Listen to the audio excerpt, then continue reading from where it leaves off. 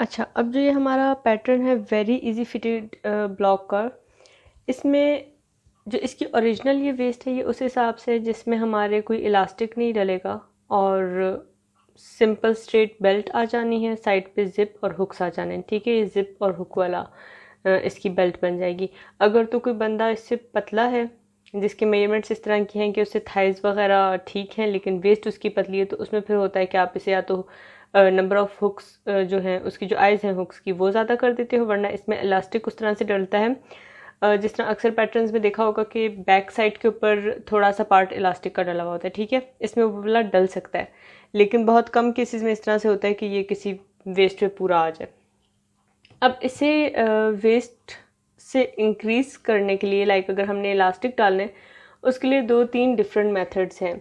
अब नीचे की ये है कि नीचे की शेप डिपेंड कर रहा है कि क्या रखनी है। ये जो इसका ट्राउज़र का है हमारे इजी फिटिंग ब्लॉक का, ये बुक में जो आ रहा है वो 16.5 सेंटीमीटर्स आ रहा है ना एक साइड का। फ्रंट 16.5 था और बैक जो है वो उसमें 2 सेंटीमीटर ऐड किया था तो वो 18.5 हो गया था। तो मतलब ये तकरीबन 7 इंचेस बन रहा है। तो आई थिंक इतना जो हमारा ट्राउज़र है, ये जो नॉर्मल हमारा फिटेड ट्राउज़र होता है उसके इतना ही रखा जाता है 5 अब। अगर तो किसी ने इसे स्ट्रेट करना है तो यहाँ हम जो ये क्रॉस लाइन है यहाँ से ही रीशेपिंग करके स्ट्रेट करेंगे। ठीक है, दोनों साइड पे जितने जितने सेंटीमीटर ईज देनी है।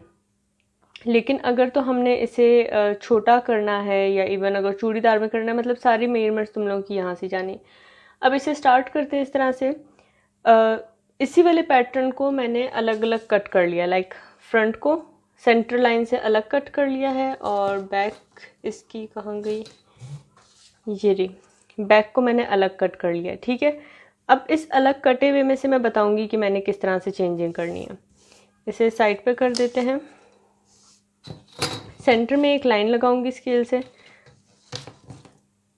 चार्ट के मिड में होना चाहिए क्योंकि इसके लिए कोई हमें साइड पे स्ट्रेट मार्जिन लाइन वगैरह चाहिए नहीं सीम अलाउंस के लिए। तो थोड़ा सा ना एरिया इस साइड से छोड़ के बस हम एक लाइन लगा लेते हैं, लेकिन ये ख्याल रखना कि लाइन जो लग रही है वो स्ट्रेट हो।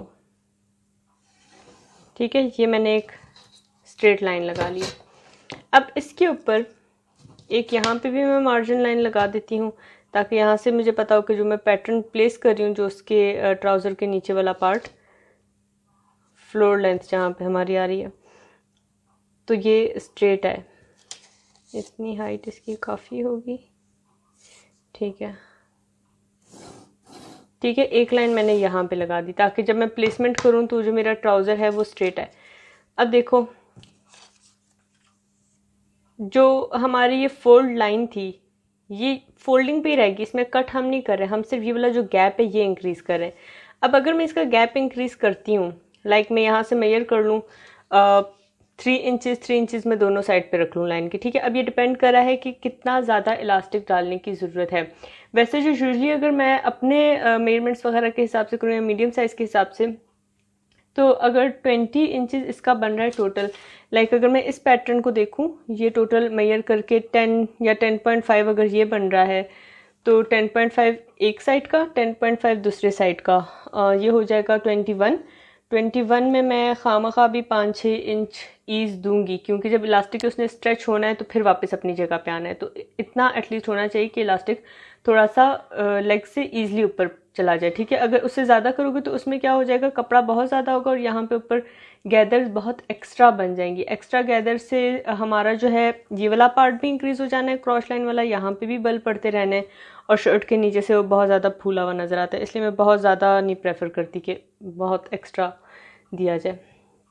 ठीक है, अब यहाँ पे इस वाले पैटर्न में हम रख लेते हैं 3 इंचेस। 3 इंच कितना बनेगा वैसे, एक दफ़ा देखने भी दो। इवन 2.5 भी काफ़ी होगा, मतलब टोटल में 6 गैप बीच में रख रहे हैं हम। ठीक है, और अब जब ये मैं गैप रख रही हूँ तो उसके हिसाब से क्या हो रहा है, जो मेरी ये नीचे का है पार्ट, इसकी भी विड्थ इंक्रीज हो रही है। ये स्ट्रेट होना चाहिए। ठीक है, ये इसके पैरेलल स्ट्रेट और ये इसके पैरेलल स्ट्रेट। ठीक है, अब ये विड्थ भी जो है हमारी ये भी इंक्रीज हो गई है। एक दफ़ा मैं इसे ट्रेस करूँगी, उसके बाद मैं इसका दोबारा बताती हूँ कि हमने इसे रीशेप करना है नीचे की विड्थ को, तो वो हम किस तरह से करेंगे। अगर इतने भी रखना है तो ये वो जो लूज़ ट्राउज़र्स नहीं होते, जो बिल्कुल स्ट्रेट ट्राउज़र होता है, ये उस वाली शेप में बन जाएगा, जो स्ट्रेट फ्लैपर्स टाइप होते हैं। ठीक है, ये पॉइंट मार्क कर लिया इसका। यहाँ से सेंटर वाली लाइन हमारी ऑन फोल्ड ही रहेगी, यहाँ पे हमने स्टिच लाइन नहीं देनी।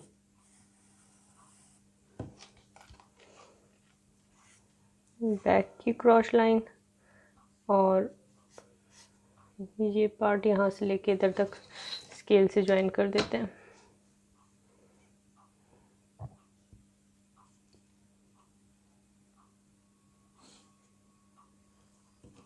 ठीक है, अब अगर मैं चाहूँ कि मुझे इसका जो नीचे का पार्ट है वो इतना ही चाहिए जितना हमारा ये ओरिजिनल था,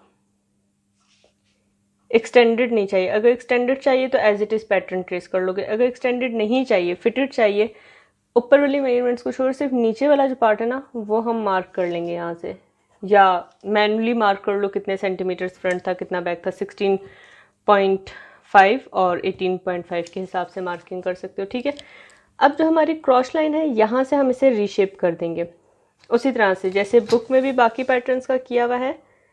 स्केल से इसे स्ट्रेट ज्वाइन करोगे पहले दोनों साइड्स को, क्रॉस लाइन को इस वाले पार्ट से, फिर उसके बाद जो 1 सेंटीमीटर के अंदर लेग की रीशेपिंग करके करते हैं, उस तरह से करके 1 सेंटीमीटर रखना। अच्छा, मेरा पैटर्न छोटा इसलिए मैं छोटी मार्किंग कर रही हूँ। और यहाँ से इसे स्लाइड कर्व में अंदर, और इस वाले को भी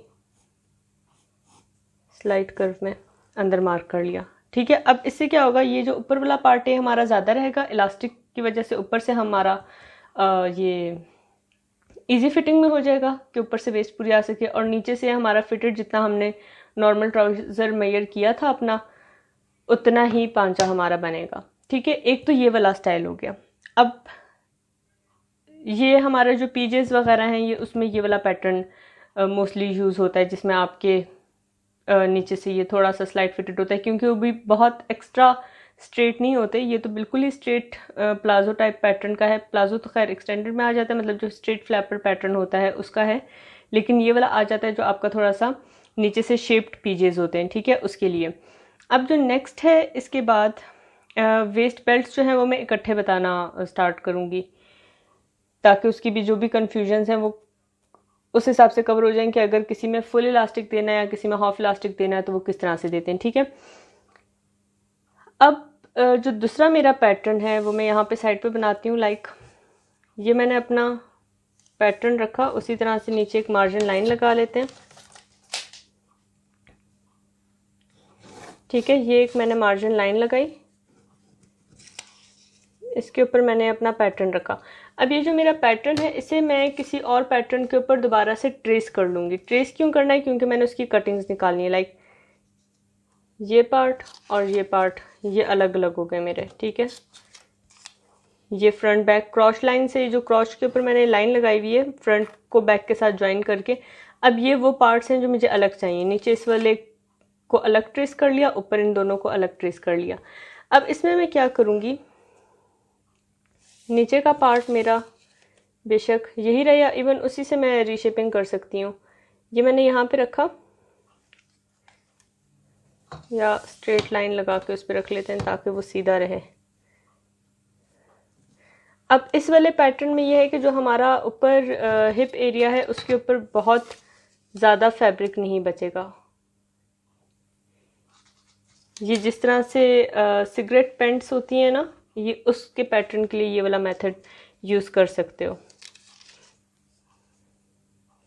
अब इससे हमने क्रॉच लाइन को, ये जो पॉइंट हमने जहाँ से काटा था, इसे इसके साथ इक्वल रखोगे, और ये हमारा पॉइंट है। जिस तरह हम डार्ट्स में करते हैं ना पॉइंट्स को मूव, एक ये हमारा पॉइंट है, दूसरा हमारा ये पॉइंट है, और इस वाली फॉर्म में भी ये हमारा देखो इतना गैप बन रहा है बीच में। ठीक है, यहाँ पे हमारा गैप दूसरे पैटर्न में ज़्यादा था, अब इसमें कम गैप है, लेकिन इसमें वो वाला इलास्टिक लग सकता है और दूसरा भी लग सकता है खैर, जो पूरे ट्राउज़र में डला हुआ होता है, मतलब जो एक तरफ से हम बीच में वो नॉच छोड़ के तो पूरे में डालते हैं, वरना वो वाला भी लग सकता है जो फ्रंट के ऊपर स्ट्रेट होता है और बैक के ऊपर इलास्टिक होता है, वो वाला इस पैटर्न में लग सकता है। ठीक है, अब इसके जो ये वाले पार्ट्स हैं ये हम ट्रेस कर लेते हैं। अगर मैंने इससे ज़्यादा ये तंग रखना है तो मैं इसे नीचे से और फिटेड कर सकती हूँ, ठीक है, इन पार्ट्स को। लेकिन फ़िलहाल हम इसे बहुत ख्याल से कि इसकी शेप जो है वो ख़राब ना हो। और जब तुम लोग काम करते हुए इसे ट्रेस करोगे तो पेपर टेप लगा के करना, ठीक है। मुझे अभी पेपर टेप अपनी मिल नहीं रही थी, इसलिए मैं ऐसे ही कर रही हूँ।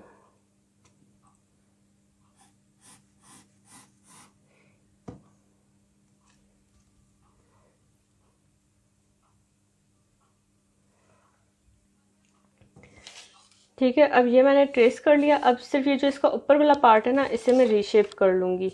लाइक हमारा बैक और फ्रंट जो है वो उसे मूव करने की वजह से थोड़ा सा ऊंचा हो गया, तो इतना ऊपर चाहिए नहीं।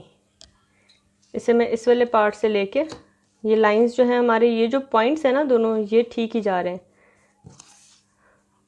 सिर्फ ये पॉइंट ऊंचा हो गया था, तो इसे मैं यहाँ से दोबारा से स्ट्रेट मैंने ज्वाइन कर लिया, ठीक है। अब ये पैटर्न यूज़ हो सकता है हमारे सिगरेट पेंट्स के लिए ईज़िली, क्योंकि इसमें भी ये छोटा पैटर्न था तो इसमें लग रहा था कि यहाँ पे थोड़ा सा गैप आया, वरना ये भी खामखा हमारा 2.52 इंचेस का गैप बन जाता है बीच में जब ये ओपन होता है, तो मतलब दोनों साइड पे 2.5 करके ना इतना गैप बन ही जाता है ये इसके बीच में। तो यहाँ से हमारी इतना हिप लाइन तक थोड़ा सा फिटिंग लूज़ हो जाती है, और उसके बाद ये जो हमारी नॉर्मल ट्राउज़र की शेप है वो रहती है। अगर मैंने इसे भी फिटेड करना है इससे भी ज़्यादा, ठीक है, मैं यहाँ से सबसे पहले नीचे मार्किंग कर लूँगी। लाइक मुझे दोनों साइड से 2-2 सेंटीमीटर और अंदर चाहिए, तो मैंने पहले जो बॉटम मार्किंग है वो कर लेनी है। उसके बाद क्रॉस लाइन को बिल्कुल नहीं छेड़ना, आगे पीछे नहीं करना, इसी पॉइंट से